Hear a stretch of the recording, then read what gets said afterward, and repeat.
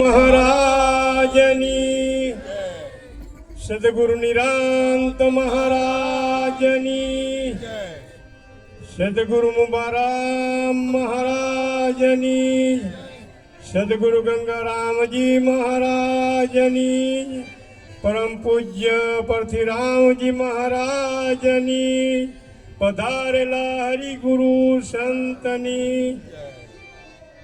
હવે મારે કાંઈ બોલવું નહોતું, પણ વચ્ચે નામ ચિંતાઈ ગયેલું છે એટલે બોલવું પડશે. સત્સંગનો દોર તો મહાન પુરુષો ઘણું આપણને પીરે જ છે. સત્સંગમાં આપણે ઊંડે ઉતરવાનું નથી, પણ મને જ્યારે શરૂઆતથી ગંગારામજી બાપુ અને મુબારામજી બાપુના દર્શન થયા છે ત્યારથી થોડુંક તમને વાકેફ કરું છું. 1989 સાલમાં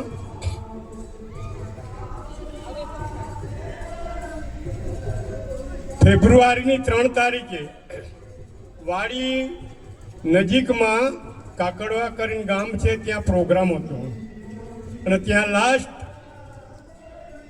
અહીંયા કંબોડિયા ગામના નિરાત આચાર્ય જે મગરામજી બાપુના બોધિક હતા, એના અધિકારી હતા, એ અને મુબારામજી બાપુ એ જ આરે ભેગા થયા, આજે ગંગારામજી ભેગા થયા. હવે મને જે ગુરુપદ મળ્યા છે એ કેમ મળ્યા છે અને કેવી રીતના મળ્યા છે જેનો વાકેફ કરું છું. એટલે કીધું છે સંત અગરબત્તીની જેમ પોતે હળગે છે અને બીજાને સુગંધ આપે છે, એ પ્રકારે પહેલો મુલાકાત આજ નાઈટ જેવો મુલાકાત થાય છે. પણ એમાં મુખરે વાડી ગામના નાનસિંહભાઈ કરીને હતા, મુબારક બાપુએ અધિકારી દીધેલા.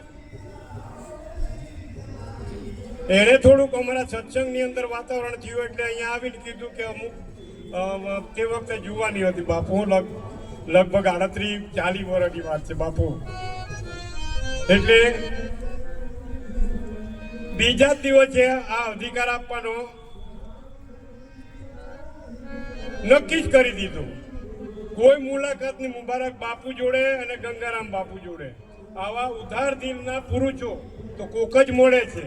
બાકી ઘણા ઠેકાણે સંત મહાપુરુષો શાસ્ત્રોએ પણ કીધું છે ગુરુ ગોતવા હોય બાપુ, ગુરુ કરવા હોય તો આમ શાસ્ત્રો કહે છે કે 20 વર્ષ સંતોના મોઠોમાં સેવા કરવી પડતી, અને એ સેવા કરતામાં બાપુ જો કદાચ નપાસ થાય તો ચરણો ન આપતા ને ત્યાંથી ધિક્કારીને કાઢી મૂકતા. પણ એક જ નાયકનું મુલાકાત અને બીજા દિવસે અધિકાર આપ્યા છે.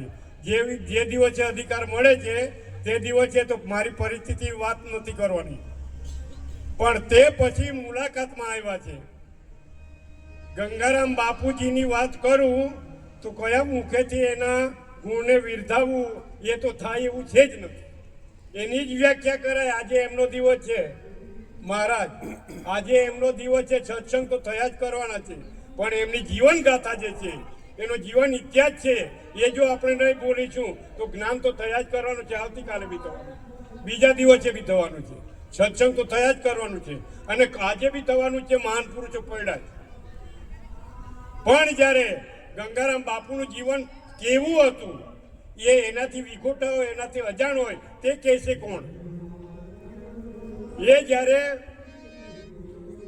સિવિલમાં નોકરી કરતા અને એ વખતે એણે નોકરી કરી છે એવી મારી ભાનુ મહારાજે અમારે અજાણા પડે, વૈકંઠભાઈ અજાણા પડે અને એમની પાછળ જે જોતરાયો એ અજાણા પડે. એવું કહેવાતું કે એના જે પગાર આવતા એમાંથી કંઈક જ ભાગ ઘરે આવતા.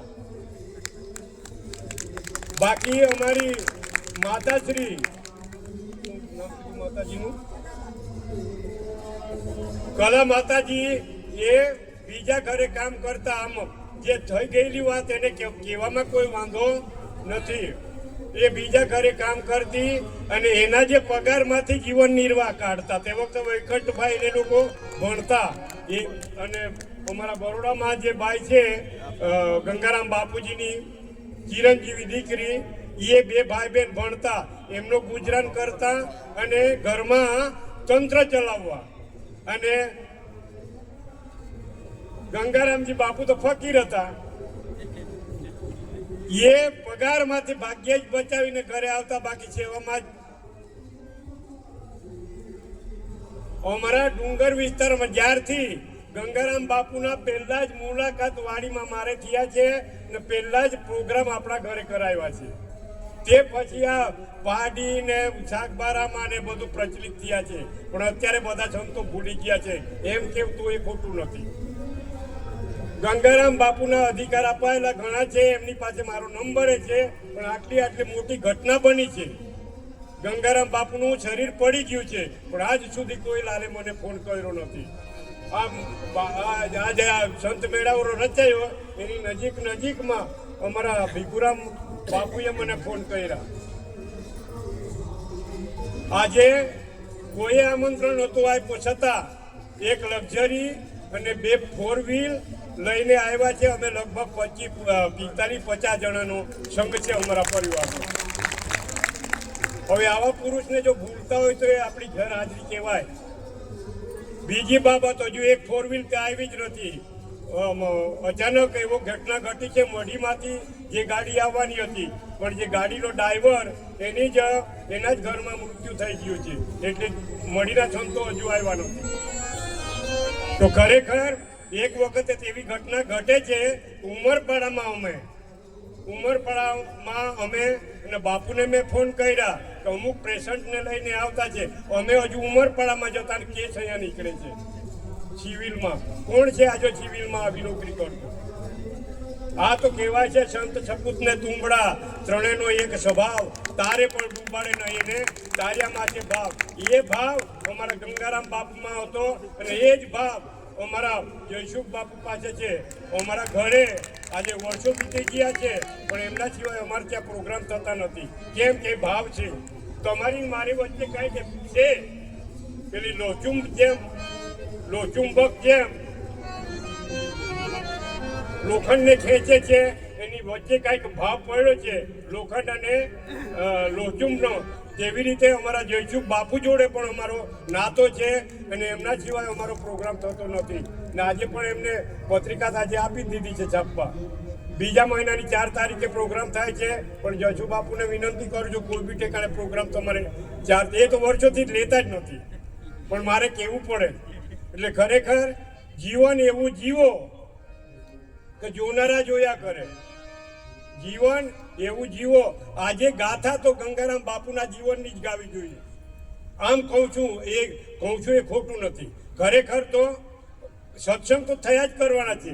હવે અમારા જયસુખ બાપુ કહેતા કે જ્ઞાનીને સમજાવવા ને ગાંડાને દેવું જ્ઞાન, એના કરતાં બંનેને ભેગા કરીને સમજી જવાનું. બીજું અડધું મારું અડધું તમારું. એટલે હકીકતમાં મારે વધારે બોલાઈ ગયું હોય તો મને માફ કરજો. ગાથા તો મારા ગંગારામ બાપુની જ ગાવી જોઈએ આજે, મારે એમ કેવું છે.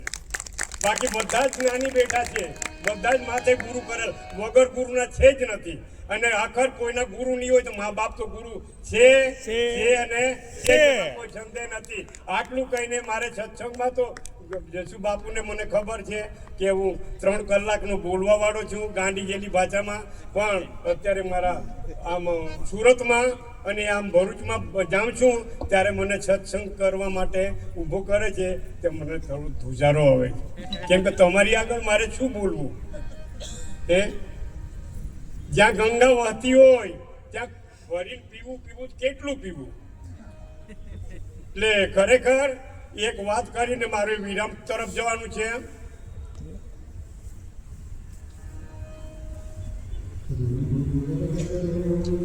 કે ઝાડનો છાંયડો ક્યાં સુધી રહે છે? સૂરજ આથમે ત્યાં સુધી. ઝાડનો છાંયડો ક્યાં સુધી રહે છે? સૂરજ આથમે ત્યાં સુધી. સૂરજ આથમ્યા પછી છાંયડો રહેતો નથી, પણ ઝાડ તો રે ને રે. આમ ગંગા ઘણા સમયથી ગવાય છે, અગણિત લેખમાં લેખાય. પાર ને અપાર જેના નીર વહી ગયા છે, પણ ગંગા નદી ત્યાંની ત્યાં. આમ પાર્થિવ શરીર ગંગારામ બાપુનો જે હતો એ અત્યારે નથી, પણ જે જ્ઞાની પુરુષ છે એની આગળ ગંગારામ બાપુ છે અને છે. એના દર્શન થઈ રહ્યા છે, થવાના છે, નજુ થાય છે. આટલું કહીને હું વિરમું છું. બોલો સદગુરુ મહારાજની જય. સદગુરુ નિરાંત મહારાજ.